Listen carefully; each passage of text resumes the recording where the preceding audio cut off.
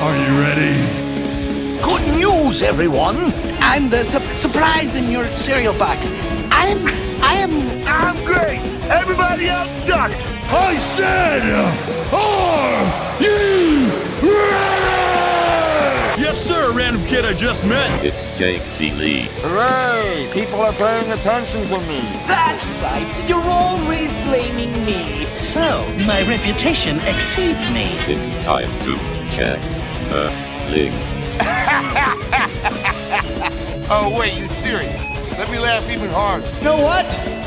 You just made the list! It's all in football. Sure, we talk about it all the time. Really? No, burn.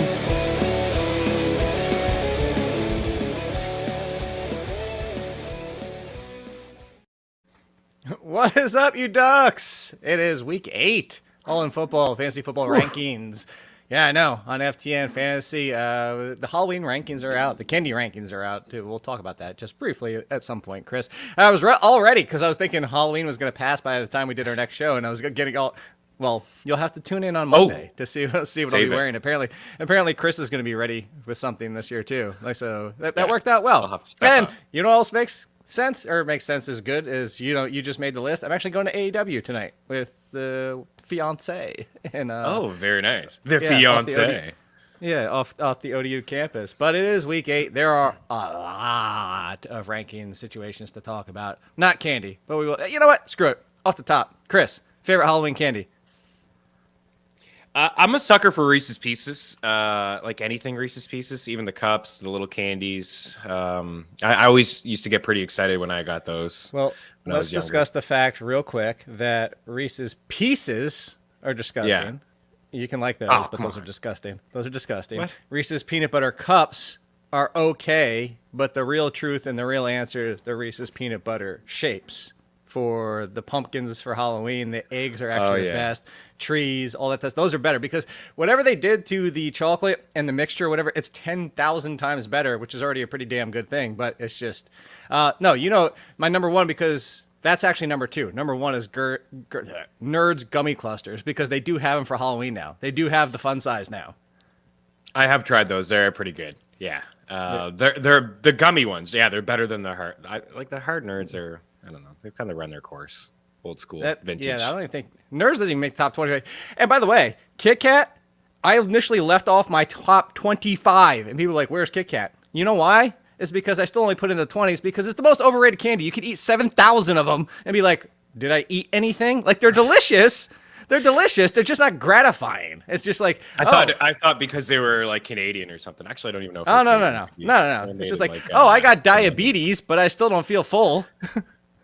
I gotta say something. I would have bought a box of chocolates for the kids, and it's already almost gone.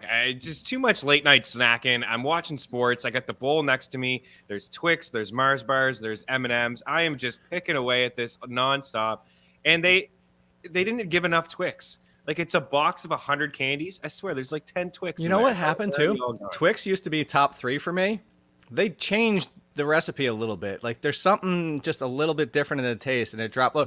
Hey, Philip says Almond Joy. I like almond. Here's the problem. I like Almond Joys without the almond. I like the dark chocolate with the coconuts, but the Mounds are regular chocolate with the coconut. So, like, if they could just do... But anyway, no Fox or producer. Bottle Caps did not make the list. Bottle Caps, nice. They're not bad. There was a worst...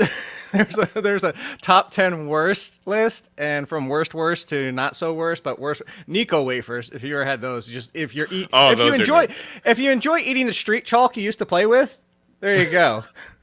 Eat some Nico wafers. There's no good. I'm looking at the Jolly Ranchers are no good either. They just stick to your teeth. The small ones aren't bad, but the big Jolly Ranchers, like where they're like this big, because I'm a chewer too. Yeah. Like, I like it's just, I don't want to suck on this thing for 5 hours. No. Everybody phrasing aside, shut up. Yeah. So, moving on. The Fiance actually gave me crap for having the Smarties in the top 10 worst. Smarties are chalky. Smarties are overrated. They're overrated. So, let's move on. Let's talk what we really came here to talk about. Rolos You know what? Airheads did make top 25. Rolos, you know what? I forgot about Rolos. I haven't had Rolos in forever. They're really good, yeah. But do they have Halloween, or do people just unwrap the package and then throw them in there? I've never gotten Rolos for Halloween. Yeah. I think the worst thing is just like a little bag of plain chips. Like, come on. Like, give me Doritos. Oh, where you get like the pretzels too? Like the little bag of pretzels? So thanks. That's overrated is Tootsie Rolls too, because everybody hands out Tootsie Rolls and you end up with a bag of like 8,000 Tootsie Rolls. You're basically digging through. I know. I have Tootsie Rolls too. That's what it is. People are handing out Tootsie Rolls from when they went Halloween, like when they went trick or treating as a kid. They're from 1992. Like, hey, look, I still have Tootsie Rolls. Still got some Tootsie Rolls left. Yeah, gotta give some. Last thing, by the way, we'll move this on because we looked up the Tootsie Pop commercial. You know, it's like it goes to the owl and he's like 1, 2, 3, 3, and like eats it and like it's the stupid. We looked that up. That's from 1969. That's how long that crap. Wow. Yeah, and there's a long version of it too. He talks to a fox. He talks to I forget the beginning, like an elephant or something. I don't know. It's an actual full minute commercial back in the day. Anyway. As we're moving on. So, Etienne, let's talk him right now out of the gate for week 8. We already covered him, the reaction, waivers, but now here, it's the rankings time.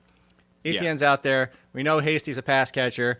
We know Snoop Connor is built kind of like, here's so this is what I said to Lauren yesterday. I gave us props again for last year with Boston Scott. And I said, just like Boston Scott and the Eagles, if anything does happen to Etienne now, like Boston Scott, that's Snoop Connor. Snoop Connor's built 220 pounds. He's built for that kind of role that James Robinson vacated. But that being said, I don't think either of us are expecting them to take that much away. When James Robinson was barely getting anything, we really don't think either one of them are going to get that involved where Etienne's not just in the RB1 discussion, correct?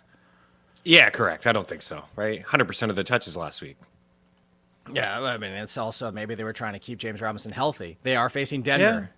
I'm kind of giving you the counter arguments to push back. Like if you so I don't think he's going to get 100%. I think we could see Hasty maybe 1 or 2 targets or something like that. But I would imagine it's Etienne's backfield until they get to the goal line and then we know what happens. I mean that is concerning. So we've seen 3 goal line touchdowns now. Travis Etienne did check in as the last RB1 on my list. He checked in right behind Dameon Pierce, only because of matchup, and I know Dameon Pierce is getting all the work. Whereas, again, maybe there's a little bit of concern to Etienne. Just in front of him, Kamara, Cook, Taylor, Mixon, McCaffrey, Ken Walker. Like, you're not starting Etienne over any of those, are you? No, none of those guys. I have him at 12. That's what you said you had him too, right? Yeah. So you have him in front of Fournette as well? I do have him in front of Fournette, yeah. Not that I'm super worried about Fournette, but I don't know. Somewhat worried. I guess maybe I am a little bit, right? The offense has been stale over the past couple weeks. Saw a little bit more from Rachaad White. Maybe he gets a little bit more. He is facing the Ravens. Week. Not a short week. Yeah. Ravens defense is trash. It's been awful. Yeah, I mean, I was surprised too that, this is a little bit of a sidebar, but still on the Ravens, like Nick Chubb last week. I mean, his rushing prop opened up at 71. Like Nick Chubb. One of the best pure runners in the game. You can count on like 17, 18 carries. I was just like, why? Is it because it's the Ravens and it's the secondary? But it didn't look like he was going to get there early on, but he got there. How many shows do you do any shows still with Pat Mayo? I joined him on Sunday live after the Did you talk Nick Chubb? No, well, we did for a second because Tim Anderson said that Breece Hall was the 6th best running back in the NFL. So we had a bit of a debate where that's what it was. So no, the only reason I ask is because I did the show with Pat yesterday, and we had the Chuba Hubbard versus Deonta Foreman discussion, and he echoed your thoughts, thinking that it was going to be Foreman lead, Hubbard pass catcher, and I said, why was I the one sitting here saying it was going to be the opposite? And then he just said the same thing you did. He said, I smashed the Nick Chubb over for the rushing prop. I'm like, you guys hanging out in the same room all the time? Yeah, well, we were together on Sunday, but I don't know. I was 5 always people to hang out with in Canada. Yeah, and he's just up the road. Yeah, everyone's up the road in Canada. No, I thought Foreman would be the pass catching back, though. I still believe that. No, do you? I believe. Oh, the pass catcher. But you guys both said the lead, and then Hubbard would be the pass catching. No, I knew that Hubbard would be the lead just because he's acted as the lead as the as the backup, but. I do believe that Foreman is more talented than him, whether More he's valuable the lead or not. I think, So- over time, Foreman's going to overtake him. This week, though, how would you rank them? I have Hubbard in front of Foreman this week because they are facing the Falcons. Yeah, one spot. Yeah, I just think One that they're spot? both very. I got 3 spots. I got. Yeah. I think it's So very here we close. go. Let's do a mini rank for you. You rank these 5. Yeah. I'm just going to go straight down my order for everybody out there. Sure. You can go. Obviously, check the link. Go to the Athletic and get a discount. Valuable link, guys. Chuba Hubbard, Darrell Henderson, Jr., Brian Robinson, Jr., Tyler Algier, and Deonta Foreman. That's the order I go in. Yeah, all those guys are pretty much the same, all in a cluster. I think I went Henderson, Chuba, Brian, Algier, and Foreman. Yeah, Somewhere around there. Yeah, right in there. I mean, the Should thing we with really Algier, just trust Algier after that one game? I was just gonna say, like, Algier's probably a better start than both Carolina backs. I think there's more upside with the Carolina backs, but I think Algier will touch the ball more than both Carolina backs. Not combined, but I think Algier will get Sure. more. Listen, they were down 17, 18 points, and they just like, here you go. Here you go. We're not throwing the football. What are they I going to know, throw the but football this weekend for? and my issue is you and I were both on Algier this year. But Yeah, I mean- I will say, watching, this is now 7 weeks into this 8th week coming up here, is Algier looks like he's running with Cam Akers shoes. Like, it's just, it's He does look great. plotting. It's plotting. Yeah. Yeah. So that's my concern, because Caleb Huntley on a few year touches 2 weeks ago was having a better game than him. So, all right, we've knocked those out of the way. So we kind of hit some of the topics that already had that further down the list. Let's go back further up the list, assuming, and DeAndre Swift comes back. We're just plugging him right back in, right? We're not, there's not a hesitation here, or is there? Question mark. I think only if you're in an 8-10 team shallow league. Like, there is a guy that I have ranked ahead of him, and I don't know if I'm crazy. I'd like to get your thoughts, but Raheem Mostert's been pretty good. Like, he's getting carries first and second down. He's getting argued with Pat targets. that he should be higher. I have Mostert at 14 this week. You have him ahead of Swift? I would play him ahead of spot. Swift. One spot. Yeah. All right. So we're on the same page. I mean, it's close. It's a tough decision that you're going to have to make with yourself. We've seen Swift when he's healthy, and he's a stud. Last year, he was a top 5 running back before he got hurt. Chris, are there decisions you're not making with yourself? Those Do we need to decisions talk that about you're something? going to have to make with Yeah. yourself? There's with not, yourself. What No, are the straight up decisions are you battle with making? yourself. Those are the ones. It's gonna be a battle all morning. I'm gonna have the battle. I have Swift. I got Raheem. I'm gonna start Raheem over him. I'm gonna do it. You know what I like about Raheem is not just the first and second down run, but I've seen some targets from him lately. He's running routes. Chase Edmonds is a non-factor in this offense. And last week, I think I said it to you on Monday. It looked actually no, it was the game was on. Yeah, the game was Sunday night.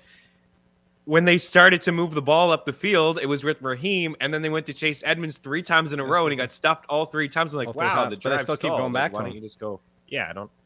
But in a very limited role. Okay, so if DeAndre Swift is back, are you still playing? It's Miami's run defense is actually not good, and they also push the pace, which should help the game as a whole. How far down do you go with Jamal Williams? Because DeAndre Swift could be limited. Jamal Williams has proven to be RB2 value. I'll give you an idea right now. Jamal Williams I have sandwiched in between David Montgomery and Chuba Hubbard. Yeah, I think that's fair. I definitely would rather play Montgomery over him, even though Khalil was definitely mixed in. Yeah, I think I would. I would play Montgomery over him. I know Khalil was sprinkled in there, and there's been times where he has, but I still think I would play Montgomery. How worried are you that Over we're now Jamal. looking at the Broncos for the Bears? Last year's Broncos for the Bears. That we're getting to a 50-50. That's split? going to be cool. Yeah. Yeah. And if that happens, Khalil Herbert's not the better option. It's so weird though with Chicago because we've seen that it's been split, and then other times Herbert hasn't really touched the field at all. It's David Montgomery's first game back, Herbert had what, 2 touches? Yeah, and then at the first game of the year, Herbert is like, wow, this guy's really going to be involved. It's almost like they were riding the hot hand. Montgomery wasn't great between the tackles. Herbert was getting goal line work. At the end of the game, he got it. Last week, he got it. I think the week before that, he didn't really even touch the field at all. I mean, he had a touchdown. He had a screen touchdown, but he did have a bunch of carries as well. So, I don't know, man. Like, Jamal's could be the goal line back. We saw that earlier in the season. So, I think he's worthy of a flex play, but I'm not going crazy over him. So, like, and looking at it, so here's what you got, too, is first week was 49ers, which you're talking about. 10 touches and the touchdown. The next week, he drops down to 5 touches at Green Bay, and they lose. Houston Giants, it's no David Montgomery. Comes back with Montgomery against Minnesota. 4 carries, the end. They lose. Washington, 7 carries, nothing in the passing game, they lose. New England, 12 for 62, and the reception with the touchdown, and they win. Is there anything here? Is there anything here to pull out of this? The wins and losses, maybe? I mean, like, no? It's just random. I think it's straight up randomness. I don't know. Like, Montgomery was getting work, too, through the air. In the past couple weeks, he really hasn't. He didn't even get a target. I was trying to think of the defenses, but you got tough defense 49ers, easy Packers, easy Washington, easy Minnesota, tough New England. So maybe that's it. It looks like the tougher defenses is where he was getting used more in the 5 games he mixed with Montgomery. I think Eberflus is just going to ride the hot hand.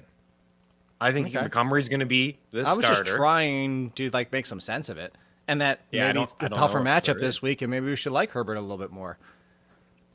I think he's the better back. I think Montgomery's fine. I think he's a good back. Yeah. Montgomery's it's tough when you watch the Bears offense, right? It's not just Fields, and Fields looked pretty good last week, but a lot of these backs are getting hit behind the line. There was a run there from Montgomery where he was just smoked a bunch behind the line, and he ended up getting like a 6 or 7 yard gain. I think he's really good at that, like breaking through tackles, but I don't think his vision and his burst is as nice as close. Wasn't that Marshawn Lynch's career? Smoked behind the line a lot? A lot, yeah. Nonstop smoking behind the line. Moving on. Gus Edwards, the Gus Bus, is back. The Gus Bus. We don't expect 2 touchdowns every single game. But he did have 16 carries to a total of 16 carries for Kenyon Drake and Justice Hill. Mm-hmm. Now, Gus Edwards walks into the second week returning from injury at Tampa Bay Thursday Night Football.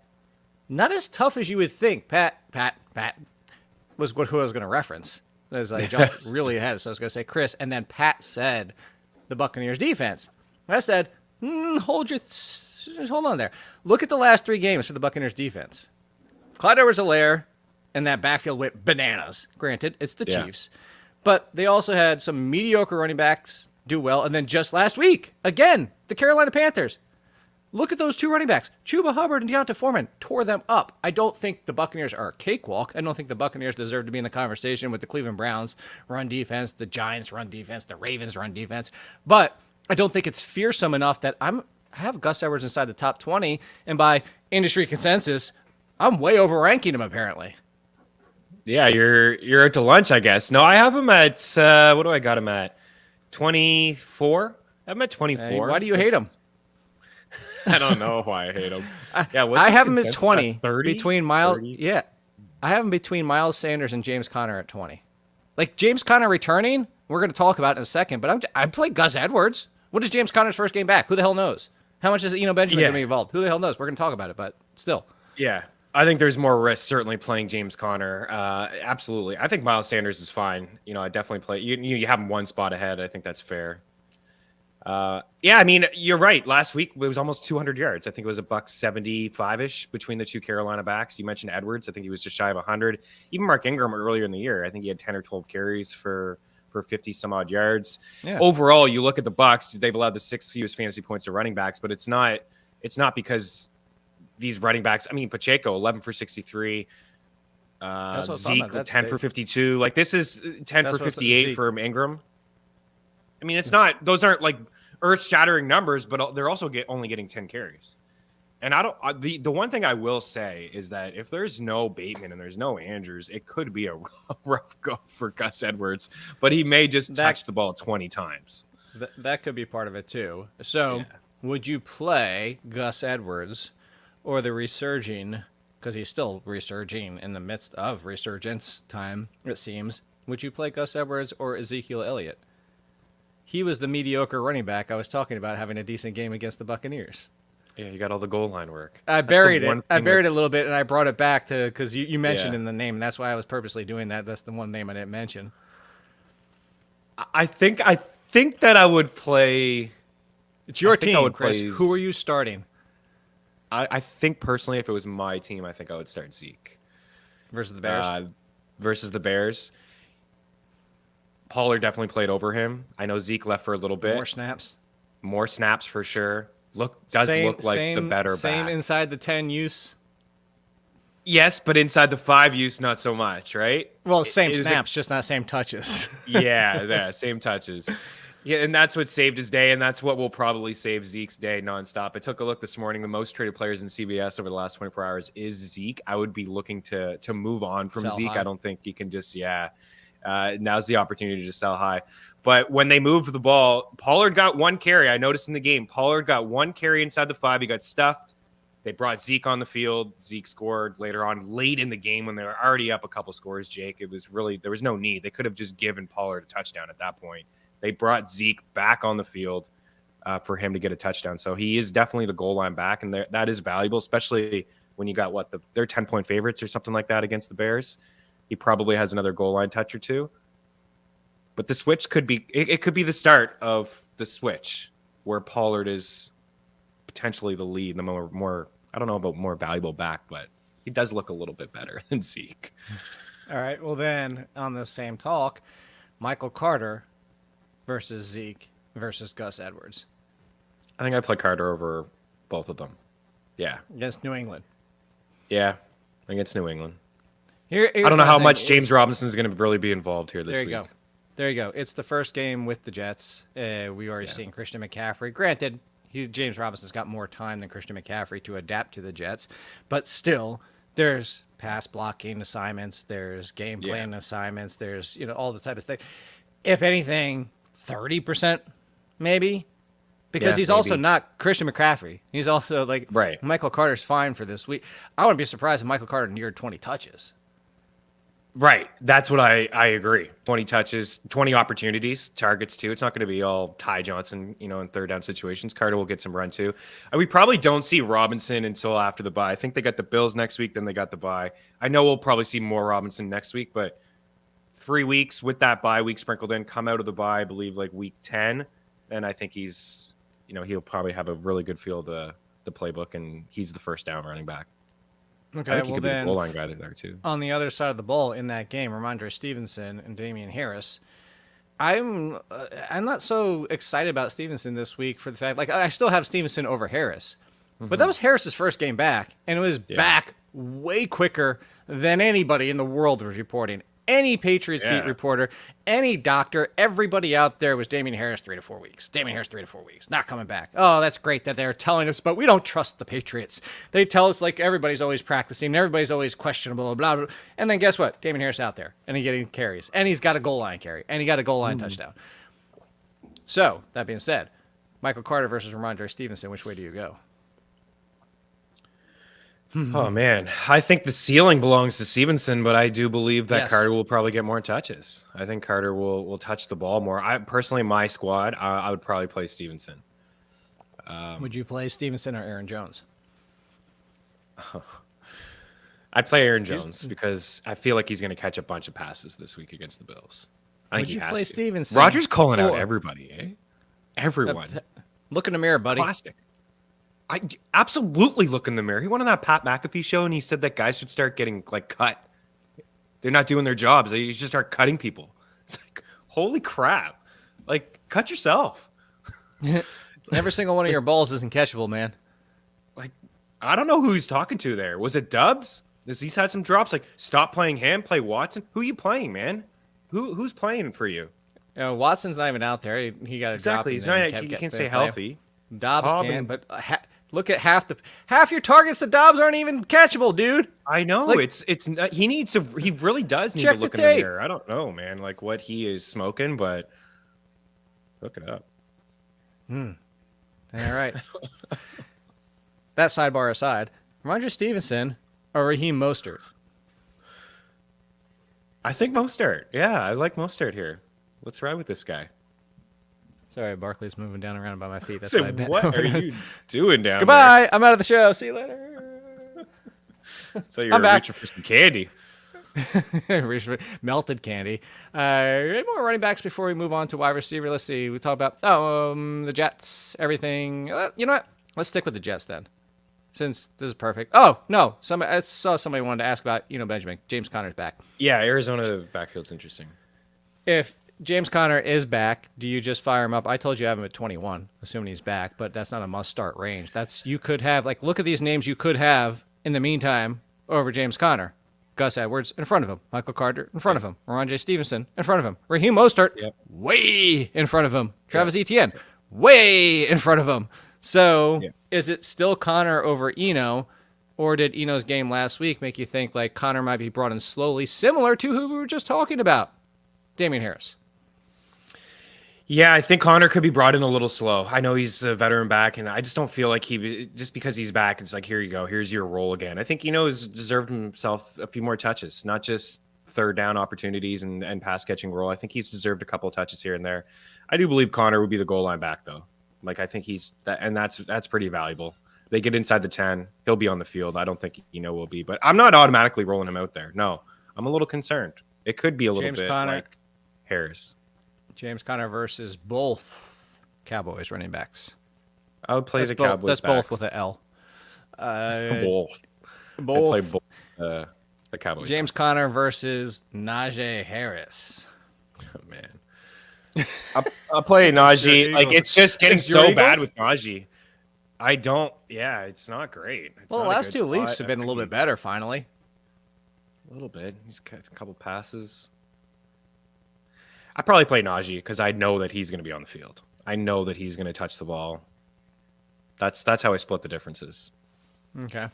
How about Najee Harris or James Conner versus any of the Carolina running backs, or Jamal Williams and Swift is out there? I'd probably play Conner overall. So much hesitation. It's tough, man. It is a tough call because this guy's coming back from an injury. He could have a setback. I still think I play him over the Carolina backs. Would you play him over the Carolina backs? Najee, yeah.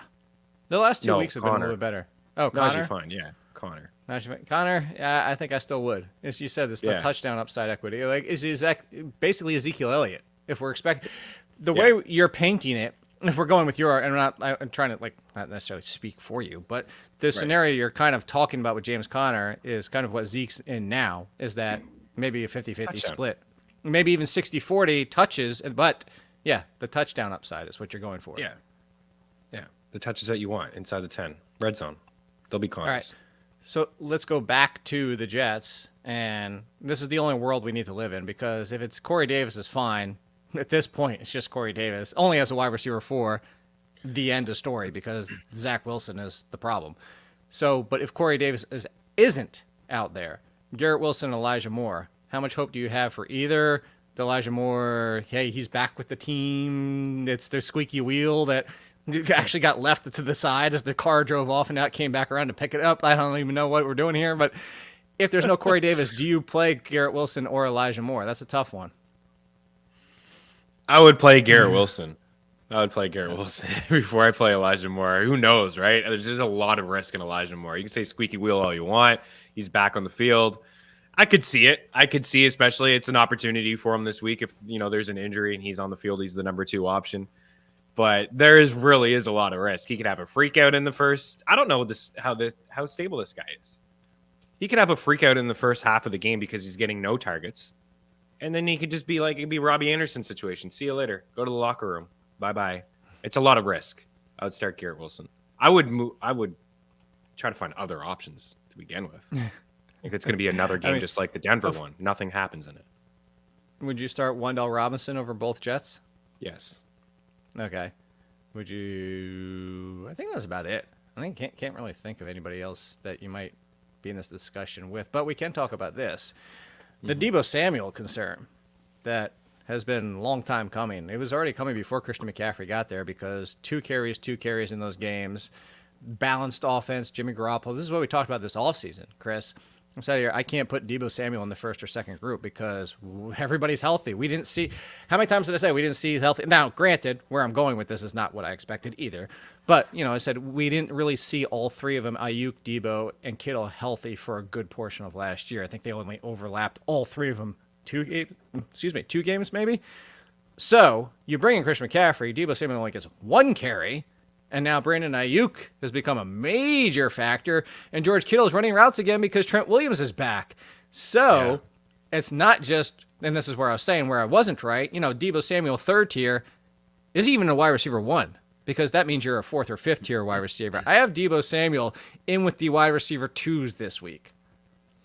I have him with the 2s as well. I got him at 15. I would start Olave.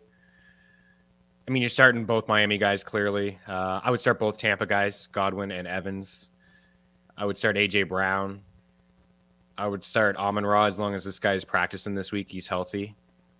And that's probably where I draw the line. Maybe Gabe Davis, but I don't know. It's pretty close for me. I feel like the Bills will just blow out the Packers, and Gabe's going to get his. So I think there's a higher ceiling to roll out Gabe Davis this week. Did you say T. Higgins? How do you feel about that? Oh, yeah, T. Higgins too. Yeah, both Bengals. I like T against Cleveland. It's just there seems to be more upside there in the passing game. As another one too, yeah. I think I have Deebo ranked ahead, but yeah, with no Metcalf, that does make sense for Lockett. That's the only matchup this week with 2 winning teams: the Giants and the Seahawks. What the heck is going on? How stupid is that? That's wild. Yeah. Well, I also tweeted that out too on Monday after the game. So the Patriots at 3-4 are in dead last by a full game in the AFC East. The Packers and Bears are tied for second in the NFC North at 3-4. Just to kind of give you a picture. Bucs 3-4 too, though. Isn't Washington 3-4 too? Yeah, they've won a couple. I mean, NFC East is the best division in football, clearly. It's just been such a wild. And somebody else tweeted that out too and said if the playoffs started today, the Buccaneers would be hosting the 6-1 Giants for a playoff game. And I said, you know what? And favored. That's the NFL. And favored. Yeah, it is. Yeah, the Giants would be in the playoffs. I mean, you'd have 3 teams from the NFC East in the playoffs. The 2 best records in the NFL are the Eagles and Giants. I know, man. It's been absolutely. I would never have imagined too. After 7 weeks, that the Seahawks would be in first in the division. They have a better record than the Bucs, the Rams, the Packers. The Bears have the same record as the Packers. The Colts are tanking without tanking, which we're going to talk about. The Colts are tanking, and they're still just right there as well. You know what I mean? But yeah, it's been a wild few weeks in the NFL. There's no question. But to go back to Deebo, I saw the same things as you did. And now you have Chris McCaffrey. 18, by the way. Wow. So you have him. Why do you hate Deebo? But yeah, you kind of said it. Because he Ayuk's a deep threat in this combine. Jerk. That's why I hate him. Ayuk's a deep threat in this offense, and now you have CMC.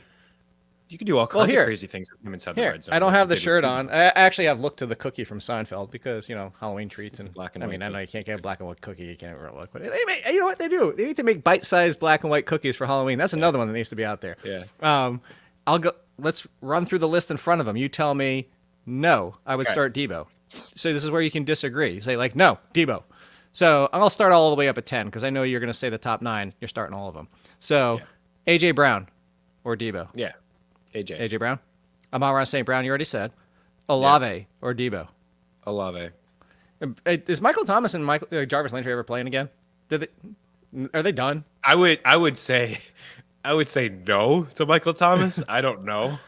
That guy's just unfortunately he just cannot stay healthy. Chris Godwin or Deebo? Godwin. Yeah, I think I have a feeling Tom Brady and the Bucs are going to get right in this game. I think they're because it's the Ravens defense. This is really what it is. And I think they're still dogs. They're like plus 100 yesterday. I put that in the tracker. I think they're gonna win this week. Gabe Davis, you mentioned, so make the call. Gabe Davis or Deebo Samuel. I have Gabe Davis in front of him. Yeah, I think I would go Gabe Davis as well. I have in my rankings last night when I did it, I had Deebo ahead of him, but. Yeah, Lockett too. Lockett's another guy you got to think about with the volume and the opportunity that he's going to get now. I'll do my best Pat Mayo impression. Tee-hee! Higgins or Deebo Samuel. I would go Higgins too, right? Just Burrow and how good he's looked chucking the football. Yeah, I want guys in high-powered offenses that are going to catch passes. And I don't know if that's Deebo right now. I had some DFS fun with Burrow, Higgins, and Chase last week. I guess you did. I'm glad I spread it out. Needed Boyd, the full stack. I went Lamar Jackson some places that they don't work out. by the way. Well, you know what? We'll talk about quarterbacks and tight ends briefly at the end. We don't usually spend too much time, but we'll touch on those quickly. So let's talk about the Colts, the tanking without tanking. It's Sam Ehlinger time. But Sam Ehlinger, like, I drew the comparison. Somebody said Tyler Heineke, and I could see that. I said Jacoby Brissett because he runs. Yeah, He'll he runs. hit the short to intermediate game. He can throw downfield, just like Jacoby Brissett can throw downfield, but it's not really that good. You expect a lower passer volume. We don't, like, nobody out there is saying, oh, they're going to let Sam Ehlinger throw 45 times a game like Matt Ryan was doing. But here's the problem, Chris, is that do we only start Michael Pittman and nobody else? Because Paris Campbell's had 2 games in a row, but there's no guarantee that Ehlinger likes Paris Campbell. There's no guarantee that the connection's there. There's no guarantee that it's even Michael Pittman. It might be Alec Pierce. It might be Mo Alley Cox and Jelani Woods. So Could be. how are you playing this first game for Ehlinger? I would play Pittman because I believe he is quarterback proof. We've seen it with Ryan and Wentz, but we have not seen Ehlinger throw a pass. He's thrown combats I will say a that. million times. I will say that we have not seen Ehlinger throw a pass. There's a lot. It's not all on Ryan. Like, yes, he leads the NFL in fumbles and interceptions, but he's also been sacked more than anybody. The offensive line is not great, but you mentioned that Ehlinger is, he's mobile. I think he had like 1,000 rushing yards in his last 2 seasons. In college, he can maybe escape the pocket just a little bit.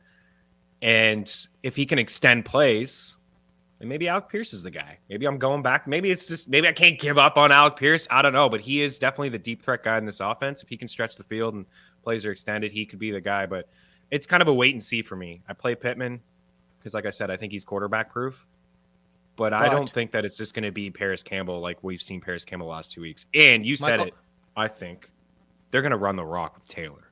They're not going to have this guy drop back 40 plus times. I mean, he just had 7 Taylor's a great buy receptions, even with Nyheim Hines back. Yeah, I have Jonathan Taylor as a buy low. Would you go Michael Pittman or Deebo Samuel if you had that? I would go Deebo there. Michael Pittman or Christian Kirk against Denver in London. It's a home game, technically, for the Jaguars. I mean, they love some London games. Yeah, I'll go Pittman. I have Kirk one spot in front of Pittman. I have Pittman at 21, and I hate him, apparently, to the industry. Because that's 7 spots deep. I was actually surprised that the industry has him at 14. That's pretty high. It's pretty aggressive for a quarterback, like I said, we've never seen. The industry has Michael Pittman over Gabe Davis, Tyler Lockett, T. Higgins. I'm kind of trying to look because my rankings are like different, and then in a different spot. Chris Godwin, Chris Olave. How do they have him over Chris Olave? I don't know. They're drunk. Fire the industry into the sun. Wait. We know who Chris Olave is facing, right? Everybody sat here last week. It was like, is Davis Mills interesting because he's facing the Raiders? Yeah. I'm going to start Davis Mills. Like, Chris Olave's facing the Raiders. And he did a great job last week against Arizona, who the secondary had played really good in the first few weeks of the season. And Chris Olave is fantastic, right? And he's the only guy there in New Orleans. It's him and Alvin Kamara catching passes. Nobody else is catching passes. And Nolans. That's it. By the way, so one of the best, what do you call it, Cajun accent I've seen in a long time. I started the show Peripheral that's on Amazon that we keep seeing during Thursday Night Football. Yeah. Started the first episode. Yeah. Actually, pretty damn intriguing. We're hooked. We're hooked. First episode. It's by Jonathan Nolan. So it's kind of good. It has a little bit of like Westworldy kind of feel to it. Anyway, hooked, but great Cajun accent by the one actor. We'll say that there. That just made me. I'm writing the show down. I'm gonna put it on the list. First episode already hooked. Where was I going next with this? I just completely sidebar. There's a TV recommendation for everybody. Oh, more wide receiver talks. Brandin Cooks. That's what I was going to segue right to the Houston Texans. Brandin Cooks on the trade block. Rumors might be from the team, might be from other teams, whatever it might be. Brandin Cooks this year has not been quarterback immune. Davis Mills' downturn in his second year has greatly affected Brandin Cooks, which is basically now the Dameon Pierce team. Absolutely. Do we start Brandin Cooks if he's still in the Texans? It's a wonderful matchup, if possible. Like a flex play if there's no Nico Collins. Again, I am a big Nico Collins guy. I've talked about it a lot on this show. Unfortunately, he left that game, but it looked like he was on his way. Like the first quarter of the game, he had 3 catches and 31 yards. It looked like he was going to have a decent day against the Raiders. Unfortunately, it didn't work out. And then I saw Philip Dorsett score a touchdown. I was like, wow, Philip Dorsett sighting. Marquise Goodwin sighting. This is week 7. Awesome. I think he could play him. as like a flex guy. I do feel like he's going to get traded. And if you're the Texans, why wouldn't you trade this guy? I mean, he's been traded nonstop. Rams didn't want him. Pats didn't want him. Saints didn't want him. Don't stop being jerks. Just trade him. Just trade him. Get him out. Get him in and he'd be a great get. I don't know. I'm trying to think of. Seattle probably doesn't go that. There's no need for Seattle. Like they're rebuilding. You know what everybody's going to say it. The Packers. Every wide receiver in it's the Packers. They're in on Chase Claypool. They're in on Cooks. They're in on Elijah Moore. They're in on everybody. But yeah, at the end of the day, are they really in on anybody? Because they're comfortable. They were comfortable at the start of the season. It would never happen. Randall Cobb and Sammy Watkins. It would never happen. But trade him within the division. It would never happen. But the Titans could use him until Traylon Burks is ready next year. Could they ever? And you know what? And that part is like they'd never do it. But why not? I always said the same thing. Best offer. If that's the best offer, who cares? You're not making the playoffs, Houston. This happens in fantasy too. People just don't think for themselves. Like, oh, I'm going to help that other team. Like, okay, does it make your team better? End of story. Exactly. I'm going to call my home league real quick. I'm out of it. I told you I was blowing the whole damn thing up. So it's a keeper league, and I was like, it's a super flex keeper league. I'm like, take them all: Lamar Jackson, Dalvin Cook, and AJ Brown. Telling everyone. I'll take all three of them. Just all three of them for Chris Olave and Etienne. He's like, I don't want Etienne just had a okay, fine. Take Lamar Jackson and Dalvin Cook for Chris Olave. He looks too good as a keeper. He's on your freaking bench. Like, this is what I don't get. People think about, and I'm not saying to call out the specific person, but I'm saying too many people get hung up in trades. I see this all the time because they don't want to help the other team or they were thinking too much for next year. You know what's guaranteed next year, Chris? Absolutely damn nothing. There's so many things that can change in the offseason. And again, I'm just using that example to preach to everybody. Like, I know keeper leagues are a thing that a lot of people playing, but you want to win this year. If you have a chance to win this year, win this year. Yeah, so I just made a trade in my dynasty. It's like a 16-team league. I've been hurting at the quarterback position for years, and one person had Lamar and Jalen Hurts, and his roster is absolutely loaded. It's just, I feel like he's one running back or one piece away from winning, and every week he has this decision, like, who am I starting, Lamar and Jalen? And they're both good quarterbacks. He makes the wrong call, and he didn't want to help me out, but I'm like, listen, I gave Austin Eckler for Jalen Hurts, and Eckler's been absolutely fantastic. Yeah, he has been. But now he's got a roster which is just more suited to win a ship this year. He doesn't have to make that choice with wasting a good quarterback on the bench, and he puts. So two things you said in there, and Jiggles echoed it in the chat. So the first thing is you only face the team once, maybe twice during the regular season, and then maybe at most once in the playoffs. You might not face them. Guess what? Yeah. Guess what? The Phillies didn't have to face one of the best records in baseball in the National League East because other teams knock each other out. Dodgers got gone. Sometimes you avoid these things. You get bad luck and the best record. How many times have people been sitting there listening to me say, man, I had the best team going in. I lost twice and knocked out in the first round by some stupid luck. You might not even face them. And then the second part about it is Jeff Ratcliffe said this for years. And, well, it's not like he's not saying it anymore, but take as many decisions. Like, don't destroy your depth, but take decisions out of your hand. Like, you don't want to be sitting there. There was a bunch of years ago when Matt Ryan had that amazing year, was 2016 or whatever it was, where somebody drafted Drew Brees and then last pick of the draft got Matt Ryan too. And every single week it was Brees or Ryan, Brees or Ryan, Brees or Ryan. It kept picking wrong. Most of the teams, and it's just like, get those decisions out of your head if you can help the rest of your team. Absolutely. So anyway, I agree. Before we get out of here, I want to help everybody with more of their actual fantasy teams. That was just a sidebar of life for everybody out there with their fantasy teams. DJ Moore, 2 weeks in a row.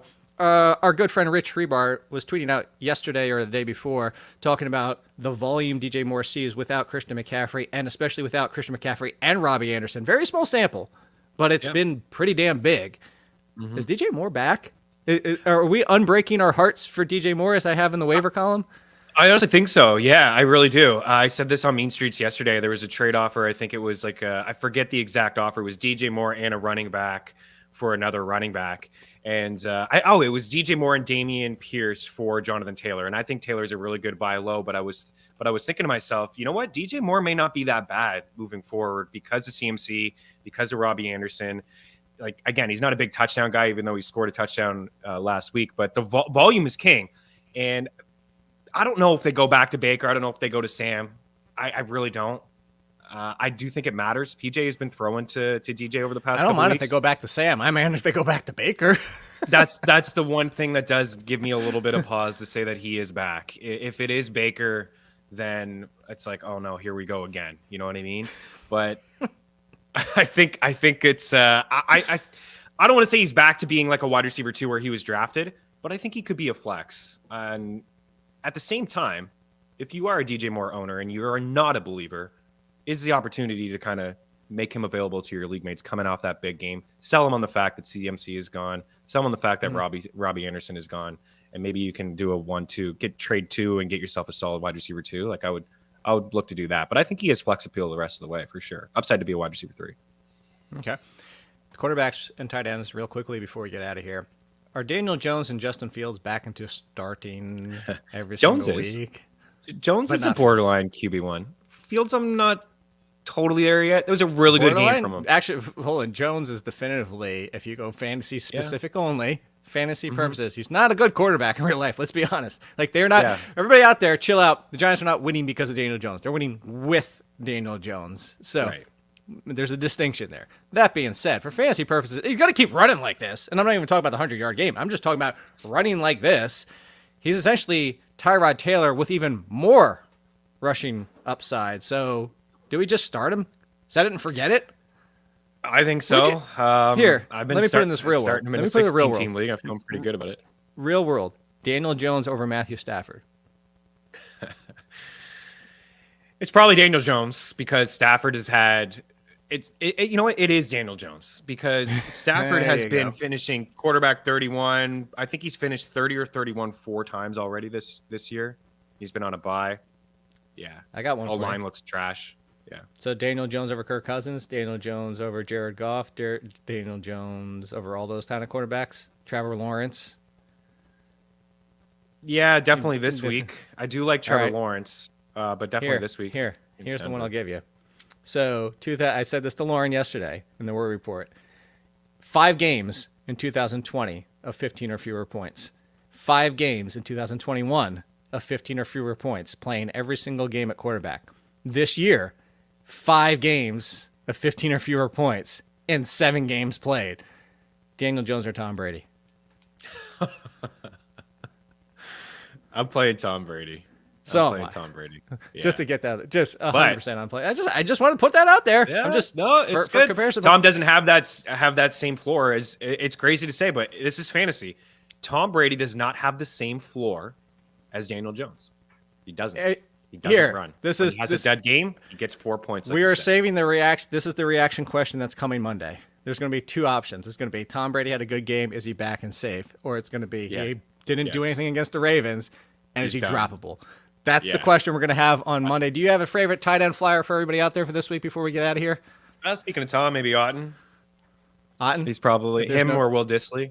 I like Disley too. Joanna Man Johnson, as Pat calls him. He's catching some passes. Yeah. Greg Dulcich I had in London. Yeah, in London. I have some Njoku. I got some Kelsey. So I've personally gone to Otten and Disley, but I like those options that you gave as well. Is Dawson Knox even a tight end flyer anymore? Oh man, I don't know. I have him in one league where I have Josh Allen. It's just like I just play him hoping that these guys will hook up for touchdowns, but like it doesn't really do anything for me. What does he have? One this year? Yeah, I think so. And I know he was hurt for a little bit. He hasn't done much at all. Maybe this bye will help him out.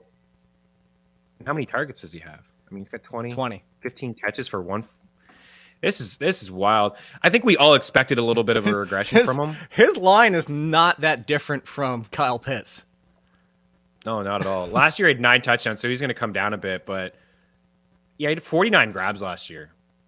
He's got 10 games to get to another 30 grabs, and this is not going to happen, I don't think. Man, Irv Smith and Daniel Bellinger have both played 6 games and have more fantasy points than Kyle Pitts. I really like Bellinger. Man, that guy, he got poked in the eye. It was crazy. Enough to fracture his orbital bone. I know. Straight to the hospital. Yeah. All right. Kyle Pitts. What else is wild? This is the biggest bust in football, right? This year. Kyle Pitts. It's not even on him. There was somebody who tweeted to me yesterday 3 of their first 6 picks. Kyle Pitts in the 3rd, Allen Robinson in the 4th, and I guess 5 picks. Cam Akers in the 5th. Pitts, Robinson, Akers is 3 as your first 5 picks. 3 fourth, whatever. I'm out of here. I can't talk. Enjoy Halloween, everybody. We're gonna have some fun on Monday. Good luck in week 8. Through.